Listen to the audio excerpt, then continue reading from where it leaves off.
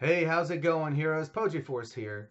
So, as you may have noticed, we've kind of shifted a little bit away on this channel from RPG gaming, but RPG gaming is still a big part of my personal enjoyment in gaming in general. We've covered a lot of different types of RPG games on this channel. We've covered JRPGs like Xenoblade Chronicles X, we've covered action RPGs like Skyrim, and we've covered several different shoot and loots or shooter RPGs such as Borderlands, Division, and Destiny. But I've also covered ever so briefly the tabletop RPG world, or games like Dungeons and Dragons, or in my case, Pathfinder. Now, I'm a participant in what is known as the Pathfinder Organized Play. And what that is a special form of the Pathfinder RPG where players get together, build characters, and adventure together in all kinds of different adventures and scenarios with different characters and different party builds.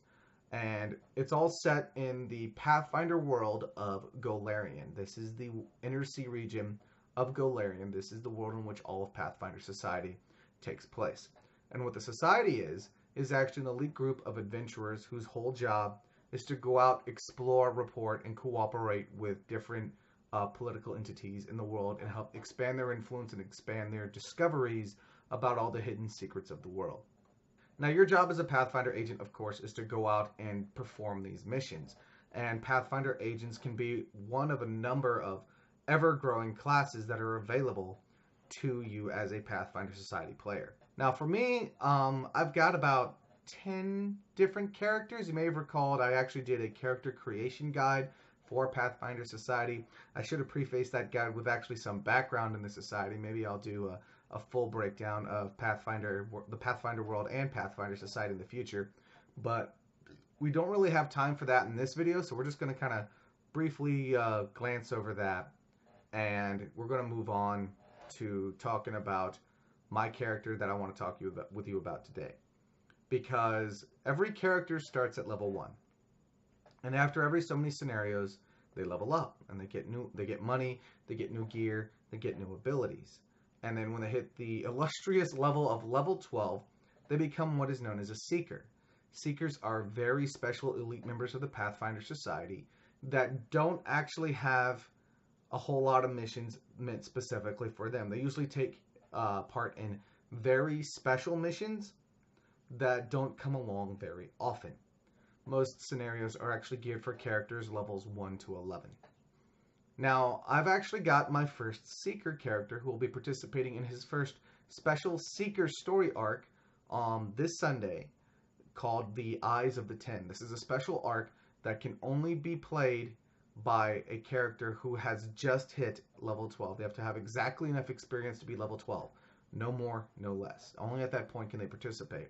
And it's important to know that in Pathfinder Society, most scenarios, unless they are specifically marked otherwise, can only be participated in once per player. Not per character, per player. So participating in this special with this character of mine, this is the only time I get to give it a try. So I thought I'd tell you guys about my character and what I'll be going into this upcoming special with. And hopefully we'll come out of it alive and in one piece. I'm really excited to try this out. But the character that I'm going to show you is actually one of my first characters. He's my second character ever. The first character I don't play anymore because I messed him up and I no longer have a buildable or a usable version of that character. But this character is one near and dear to my heart. In fact, is a fan favorite at our Pathfinder Society sessions because this guy is kind of the hero of the table. His name is Grant Stoneshield. Now, Grant Stoneshield is as you probably guessed by his name, he is a dwarf, and he hails from the dwarven kingdom of High Helm, where his mother and father run a smithy together, and they often make weapons and armor for soldiers and mercenaries and others of that kind. Grant, growing up, was a big fan of the adventuring lifestyle. He kind of had a romantic view of it and wanted to go out and become an adventurer on his own. So as soon as he was old enough, in spite of his parents wishing a more peaceful life for him, he went out and joined a mercenary company called the Silver Eagle. And the Silver Eagle mercenary company was a pretty good mercenary company in terms of ethics and morals. They tried to avoid assassination jobs, and they tried to avoid brute force.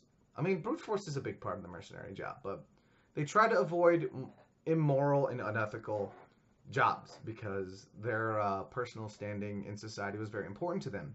Now, Grant realized very quickly upon joining this illustrious mercenary group that being an adventurer and being a soldier out in the battlefield is not everything that he thought it would be. It was actually very dangerous, and death happened all the time. So he actually found himself in a position where he wanted to defend his allies. And so that became Grant's focus. And Grant, as a character, mechanically speaking, and also in terms of his personality, is very much the defender. And that is why his class, for the first 9 levels that he had, was Fighter with the archetype called Tower Shield Specialist. This made him particularly specialized in wielding and use of a tower shield. Tower shields are very big, bulky wooden shields that provide a whole lot to armor, but not necessarily a whole lot to mobility. This particular archetype allowed him additional mobility in addition to the bonus armor and defenses that a tower shield provides. Now, Grant did have certain problems leveling up. In fact, he very quickly found that mobility was a huge issue. As a dwarf, he doesn't move very quickly. He can only move 20 feet per move action, and other classes and other races generally move 30 or sometimes more feet per move action depending on the class. Now, there are certain modifiers that can slow down a character to match Grant's base 20 feet of movement. For example, a human or other 30-foot movement class that has medium or heavier armor on finds their movement speed reduced to 20 or even fewer feet. So that's one way that Grant could keep up, but he very quickly found out that in order to defend his allies, he had to keep pace with them. So he actually ended up getting himself something called Boots of Striding and Springing. This took his base 20-foot movement and actually improved it to 30 feet. Now, Grant as a dwarf has got a really special trait called Slow and Steady. And the cool thing about this is that even though Grant is wearing heavy armor, he is wearing full plate armor and carrying a tower shield, he is not slowed down in any way by this. He can move the full 30 feet without slowing down. This is a special ability he has as a dwarf.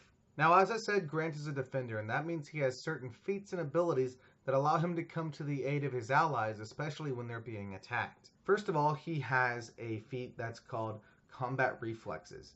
And what that allows him to do is that he gets an additional attack of opportunity each round equal to the modifier on his dexterity. Now, Grant has a +4 dexterity modifier, so he gets an additional 4 attacks of opportunity per round, or 5 total.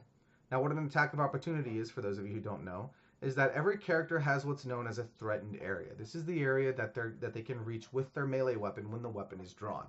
And any enemy that moves through or out of that threatened area or takes certain actions in that threatened area are considered to be provoking an attack of opportunity. This allows you to make an attack when it's not your turn to attack that creature. Now, Grant also has a special feat called Bodyguard. And what Bodyguard does is that when he's adjacent to an ally and an enemy makes an attack against that ally, as long as he threatens the attacking creature and he is adjacent to his ally, he can do what's called an Aid Another roll. Now, Aid Another is that they make an attack roll using their weapon in hand against an armor class of 10, meaning you have to hit 10 or more total on your dice with all modifiers in order to succeed. If Grant succeeds on this attack roll, then he grants an Aid Another bonus to the armor class of his ally. Normally that bonus is a base 2, but due to enchantments on his armor that he got over time and rings and other magical objects that he got over time, he actually increased that bonus to a +8. So whenever Grant performs an Aid Another action to improve their defense against an attack, he improves their armor class by 8. So a squishy character like, say, Mauricio, who has maybe a armor class of perhaps 14 or 15, and they get attacked by, say, Chuffy lick wounds. As long as he is adjacent to both Chuffy and Mauricio, he can actually make an attack roll against an armor class of 10 in order to increase Mauricio's defense against that attack by 8. So if Chuffy attacks and, say, rolls a 15, and that would normally hit Mauricio at a 15, but then Grant succeeded with his Aid Another action, for that attack, Mauricio's defense is actually a 23, which means that attack does not successfully connect. So that was actually how Grant was basically playing as the defender for his team. And he, because of his full plate and his tower shield, had a very high armor class of his own. So generally, any attack that was actually aimed at him didn't connect. He wasn't very good at doing damage. His weapon was never enchanted to be very high, but it was good enough that he could aid his allies. He wasn't very good at doing damage, but he was very good at preventing damage to his team. Now, Grant is also what I like to call a paladin without paladin levels, and that's because he's got a lot of different magical items that grant him additional abilities. For example, he has a special wayfinder that allows him to cast Detect Evil at will. He has a special boon from his faction that allows him to cast Bless Weapon as a swift action for 1 round, and plus he also has a magic item that allows him to cast Bless Weapon as a standard action that lasts 5 rounds. He also has the ability to cast War Train Mount once per day, and he can also cast Prestidigitation at will, just as long as he's only using it to clean himself and his armor to make him look presentable. So about the only paladin function that he doesn't have, at least as far as low-level paladins are concerned, is that he does not have a lay on hands, but he's got pretty much everything else going for him. Now, Grant did still find himself having issues with mobility, and he actually did a lot of retraining as he leveled up, and as he continued to enchant and improve his gear and armor. So it came to a certain point that he realized that sometimes, all your allies aren't going to be standing next to you, and you're not always going to have the perfect moment to aid your allies. So in the situation pictured on screen, when your allies are spread out in the battles all over the place, he has something that's called Combat Patrol. And what Combat Patrol is that as a full round action, meaning it's the only action he gets to take that turn pretty much, he declares that he is making a combat patrol. And what that means is that his basic threatened space, basically the area that's immediately around him, or the effective threat range of his weapons, increases. So it goes from 5 feet, and thanks to his level, increases to 15 feet. Now what that means is that now he actually threatens a lot more space. So any enemy that's attacking an ally of his in that space triggers his combat patrol and triggers his option to bodyguard. So what that allows him to do is, say for example, over here we've got Mogmerch attacking Sejan, and that's within his reach. So when the attack happens, Grant is actually able to move towards that combat and position himself in such a way so that way he is both adjacent to Sejan and Mogmerch. And thus, at that point, he can actually bodyguard as normal.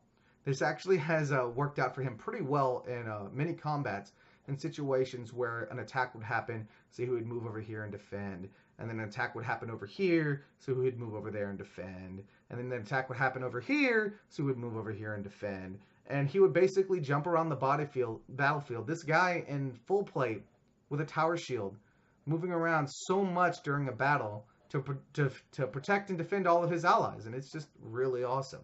Now, of course, it's not perfect, because if it only extends his reach by 15 feet, and he still has to be able to have enough movement, because he can only move a total number of squares equal to his movement, or one move action. For him, that's now 30 feet, which means he can only move up to 30 feet worth of squares while he's jumping around bodyguarding people. And if they're outside of that threatened space for him during his combat patrol, unfortunately, they're kind of left out. Now, he also, as one of the last feats that he took, he did take a feat that allows him, for example, say we have that situation again where you bodyguard Mauricio and you increase her armor class to a 23. But Eki rolled a 24 on her attack, so the attack is going through anyway. Grant has an ability that he can do once per round called In Harm's Way. So instead of Mauricio taking that damage, Grant takes that damage for her and all the related effects, whether it be poison, disease. He's going to weather it for her, because Grant's all about putting himself in harm's way for his allies. Now, Grant has had some big failures in his career. The first one that really encouraged him to get the boots of strutting and springing was in an adventure where they were in a swamp, and because of the swamp, he couldn't move as quickly as normal, and his ally pulled way ahead of him. And Grant was in a position where he was forced to watch as that ally got hit with a critical hit from a longsword and instantly slaughtered. And he was like, if only I could have kept up. So that's what encouraged him to get the boots of striding and springing. And then there's situations like the scattered combat that encouraged him to get the combat patrol. And then the very last adventure that he's played in since the very last thing that got him to level 12 was unfortunately a failed mission where they went into an area called the World Wound. This is an extremely dangerous location in Golarion, full of demons and warped magical auras and all kinds of weird twisted things. And unfortunately, his team, just could not cope with the demonic presence. And he found himself forced to flee the battle, pretty much leaving the rest of his team to die. And that did not sit well with him.